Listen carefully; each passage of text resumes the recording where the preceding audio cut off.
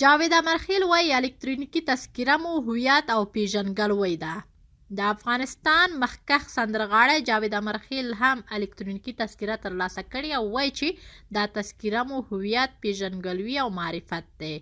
جاوید امرخیل د الکترونیکي تذکرې ترلاسه کولو وروسته د هغې انځور په ټولیزو رسنیو کې خپور کړی دی او ورسره یې لیکلي دي چې دا زما هویت، دا زما پیژنګلوي او دا زما معرفت دی. نوموړي په خپل پوسټ کې لیکلي دي چې برېښنایي تذکره مې ځان او د کورنۍ ټولو غړو ته واخیستې. کله چې مې جب کې کېښوده زړه مې پرې ډاډه شو. د ویاړ او غرور احساس مې وکړ. نوموړي همداراز له خلکو غوښتنه کړې ده چې تذکرې واخلي. هغه په خپل پوسټ کې همداراز لیکي چې تاسو هم دا تجربه کړئ، له خپلې کورنۍ سره ورشئ او تذکره واخلئ، ځکه چې دا زموږ اساسي او خپل حق دی. د یادولو وړ ده چې جاوید امرخیل یو له هغو افغان سندرغاړو څخه دی چې د خپلو سندرو لپاره معیاري شعرونه انتخابوي، د هغې لپاره معیاري موسیقي او په زړه پورې ویډیوګانې جوړوي.